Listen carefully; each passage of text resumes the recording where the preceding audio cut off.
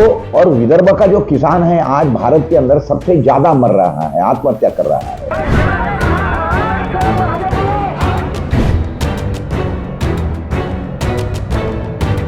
हमको विदर्भ सेपरेट करना जरूरी है।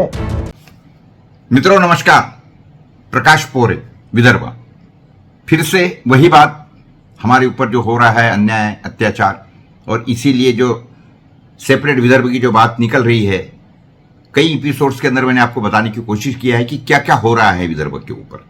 तो वापिस से एक बार मैं आपको बताना चाहता हूं कि किस तरीके से, क्यों लोग पागल हो गए हैं, या फिर जो सोचने वाले लोग हैं वो क्यों, कौन से मुद्दे के ऊपर।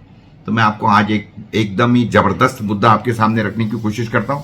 देखिए, ऐसा है, विदर्भ के ऊपर जो अन्याय हो रहा है, जो अन्याय अत्याचार हो रहा है, यानी हमारे ऊपर जो भेदभाव हमारे साथ में किया जा रहा है, तो उसकी कुछ आपको मैं बताऊंगा।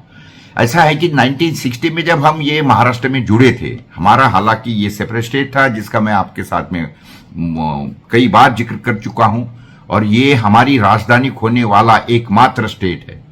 खुद की राजधानी थी नागपुर हमारी, विदर्भ की। CP and Berar separate province था हमारा, और हमारी डिमांड जो थी उसी समय पे कि अगर सेपरेट प्रोविंस करते हो तो स्टेट का दर्जा दे दो। ये अंग्रेजों के जमाने से हमारी डिमांड थी। खैर ठीक है, उसके बाद में 1960 के अंदर स्टेट रिफॉर्मेशन के समय पे हमारे उस समय के जो कुछ नेता थे उनको कुछ बहलाया फुसलाया गया है, कुछ झूठे वादे किए गए उनके साथ में। नागपुर करार और अकोला करार, ये दो जो है ये सारे के सारे सामने थे, और उसी के तहत ये भी तय हुआ था कि हम साल में 2 बार विदर्भ में आएंगे, पूरा मंत्रिमंडल रहेगा, एक महीना रहेगा, आपकी जितनी भी समस्या हम देखेंगे। तो ऐसे कई बातें हैं, कई ये कर दिए। उसके बाद में ये भी कहा गया था कि जितनी आपकी जनसंख्या है वो हिसाब से आपको हम नौकरियां देंगे, जितनी आपकी जमीन है, जितना आपका ये रीजन है या जनसंख्या, उसके हिसाब से जो स्टेट में पैसा आता है उसके हिसाब से हम आपको पैसा भी देंगे। ये सारी बात रिटर्न है भाई, रिटर्न है। मैं आपको ये सारी बातें बता रहा हूं इसलिए क्योंकि वो ये सारे वादे जो है झूठे हो गए। उसके बाद में ये इसका कोई अमल नहीं किया गया, और हमारे ऊपर सारा पिछले 1960 यानी 40 यानी कितना हो गया अभी 63 इयर्स का अन्याय अत्याचार मैं आपके सामने बता रहा हूं। और उसका नतीजा ये हो रहा है कि एक जमाने में जो हमारा विदर्भ सोने की चिड़िया था, रीजन विद गोल्डन बॉर्डर, वराड और सोने की कराड़, कराड़ का मतलब है बॉर्डर, तो वो हिसाब से आज के घड़ी के अंदर हमारा विदर्भ जो है वराड और सुसाइड्स की किनार, सुसाइड्स की बॉर्डर। रोज 14 किसान आत्महत्या कर रहे हैं यहां पर। पिछले 100 दिनों का आंकड़ेवारी बता रहा हूं मैं आपको, और अभी तक के तो हजारों किसानों ने हमारे बलिदान दे चुके हैं बेचारों ने। मैं बलिदान ही बोलूंगा उनको, हालांकि ये बुजदिली है सुसाइड्स करना। और मैं तो हमेशा कहता हूं कि आत्महत्या करना उससे बेटर है कि सामने वाली की जान ले लो जो आपके साथ में अन्याय अत्याचार कर रहा है। खैर ठीक है, अब वो हर एक का अपना अपना सोच है, अपनी अपनी बातें हैं, लेकिन मैं इसके अंदर से आपको बताने की कोशिश करूंगा कि किस तरीके से अन्याय अत्याचार की परिसीमा हो गई। और आज जो है स्वतंत्र विदर्भ का जो मुद्दा है वो भयंकर तुक पकड़ लिया है, और सारे लोग उसके पीछे दौड़ गए, और सारे लोगों को ये पता लग रहा है। मैं आपको कुछ बताने की कोशिश करूंगा। देखिए, मैंने कि जैसे कि पहले आपको बताया था कि पुणे एक रीजन है जिसके अंदर नासिक और ये कोल्हापुर, पुणे वगैरह सारा रीजन आता है। उसके बाद में हमारे 2 रीजन है, जैसे वो 2 रीजन है वैसा ये हमारा 2 रीजन है, नागपुर और अमरावती। ये दोनों रीजन मिलके विदर्भ बोले जाता है। तो इसलिए मैं आपको ये सिर्फ पुणे रीजन और हमारा विदर्भ रीजन, ये 2 ही बातें मैं आपके सामने रखूंगा। हालांकि विदर्भ के अंदर 2 रीजन होते हैं, लेकिन मैं मोटा वो पुणे रीजन के अंदर 10 डिस्ट्रिक्ट है और विदर्भ के अंदर 11 डिस्ट्रिक्ट है। लोक संख्या से वो 10 डिस्ट्रिक्ट जो है वो हमारे ही बराबरी में है, और हम भी उन्हीं के बराबरी में। तो इसलिए मोटा हिसाब समझ लीजिए, बहुत ज्यादा इसके अंदर बताने की जरूरत नहीं है। देखिए, ऐसा है जो स्टेट की जो सर्विसेज होती है, स्टेट सर्विसेज, उसके अंदर की जो परीक्षाएं होती है, वो परीक्षाओं के अंदर पुणे रीजन के अंदर 50% लोग ये पास हो जाते हैं, और विदर्भ के सिर्फ 9% लोगों को संधि मिलती है उसके अंदर। 10% समझिए आप, वो 50%, हम 10%। उसके बाद में जो एग्रीकल्चर जो सेवाएं है जिसके अंदर पुणे विभाग के जो है 61% लोग हैं, और विदर्भ के सिर्फ 14% लोग हैं।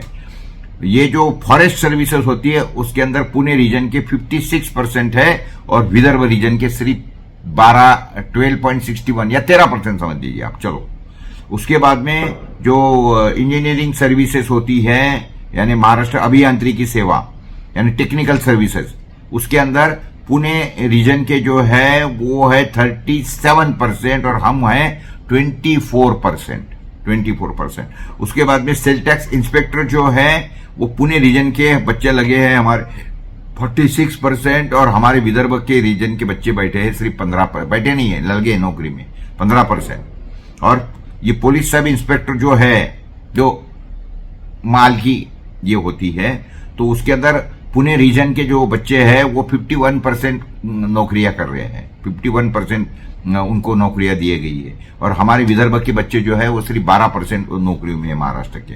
उसी के बाद में मैं आपको सबसे और एक चौंकाने वाला तथ्य बताने की अभी कोशिश करता हूं।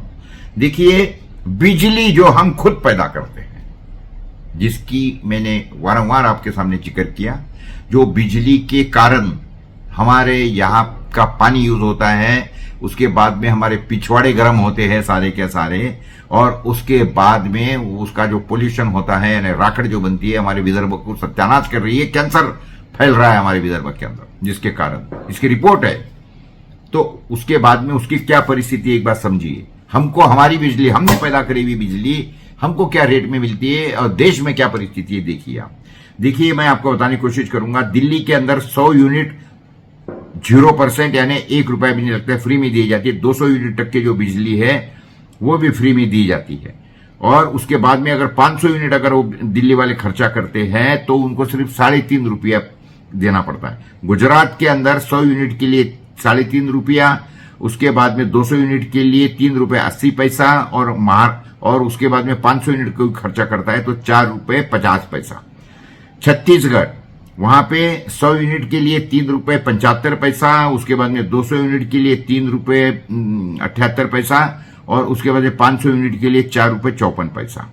उसके बाद में देखिए हरियाणा के अंदर वही सेम 3 रुपये 65 पैसा, 3 रुपये 75 पैसा 200 यूनिट के लिए और 500 यूनिट के लिए 7 रुपया। आप देखिए, दिल थाम के देखिए क्या परिस्थिति हो गई है हमारे इसके अंदर।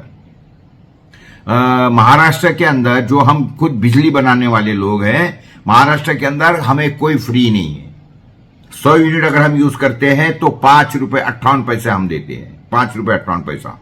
उसके बाद में 200 यूनिट यूज करते हैं तो दुगना है भाई, 10 रुपये 81 पैसा। और 500 यूनिट अगर हम यूज करते हैं तो हमें देना पड़ता है 14 रुपये 78 पैसा प्लस इसके ऊपर 50% अदर चार्जेस है, यानी इसके अंदर ट्रांसमिशन चार्जेस आ गया, टैक्सेशन आ गया और क्या क्या चार्जेस है, ये करीब 50% है। यानी आज के घड़ी के अंदर अगर मैं 500 यूनिट अगर मैं मेरे घर में यूज करता हूं या मैं मेरी फैक्ट्री के अंदर या हमारे शॉप के अंदर मैं यूज करता हूं तो मुझे करीब 22 रुपया पर यूनिट देना पड़ता है।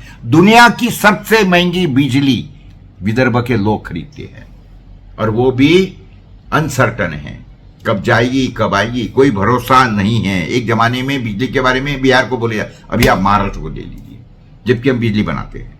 तो ये इतनी हमारे ऊपर विदर्भ के अंदर अगर विदर्भ के ऊपर इतना अन्याय अत्याचार अगर हो रहा है तो ये सारी बातें आपके सामने रखना ये मेरा कर्तव्य है जो मैं आपको कर रहा हूं। और मैं आपको बताने की कोशिश करता हूं कि हम कोई पागल नहीं हो गए हैं कि विदर्भ की सेपरेट करने की जो मांग बढ़ रही है वो क्यों बढ़ रही है, क्योंकि अन्याय अत्याचार की जब परिसीमा हो जाती है ना तो आपको भी मालूम है फिर क्या हो जाता है, एक कृष्ण का जन्म हो जाता है और वो कृष्ण जो अपने सुदर्शन चक्र से सारा भेद देता है। तो उसी तरीके से आज विदर्भ के अंदर कई श्री कृष्ण पैदा हो गए हैं और ये सारी की सारी ये हो रही है। और हम आपसे वादा करते हैं, हम आपको बताते हैं कि ज्यादा से ज्यादा ये 1 साल के अंदर हमारा विदर्भ राज हम सेपरेट करके रहेंगे। और लेकिन ये तभी होगा अगर आपका साथ मिलेगा। अगर आपको ऐसा लगता है कि ये स्टेट मर रहा है, हमारे बच्चे यहां पर नौकरियां नहीं मिलने के कारण हमारे पुणे मुंबई फॉरेन में जा रहे, बंगलोर हैदराबाद जा रहे हैं और उसके बाद में फिर माँ बाप मजबूरी से जा रहे हैं। हर 20 घर के पीछे एक घर में क्यों ताला लगा है, इसका अगर आपको आंसर चाहिए तो बस मैं आपको ये बता रहा हूं यही कि यहां पर कोई रोजगार नहीं है, पेट पानी भरने की कोई सोई नहीं है, तो लोग बेचारे बच्चे जो है यहां से विदर्भ छोड़ छोड़ के जा रहे हैं, क्योंकि उनको पता लग गया है कि ये डूबता जहाज है, और डूबते जहाज में से तो सबसे पहले चूहे जैसे भाग जाते हैं, वैसे हमारे बच्चे भाग रहे हैं, और हमारी मजबूरी है कि हम बच्चों को नहीं बोल सकते कि आप रुकिए। तो आपका साथ चाहिए। धन्यवाद, थैंक यू।